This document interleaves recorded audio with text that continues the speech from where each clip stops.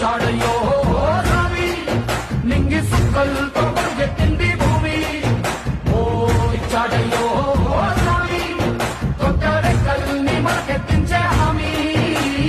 కత్తి సుత్తి పలుగు పారా తీయండి మన కష్టం సుక్కలు కుంకం బొట్టుగా పెట్టండి అన్నం పెట్టే పనిముట్లే మన దేవుళ్ళు మరి ఆయుధాలు పూజలు చేద్దాం పట్టండి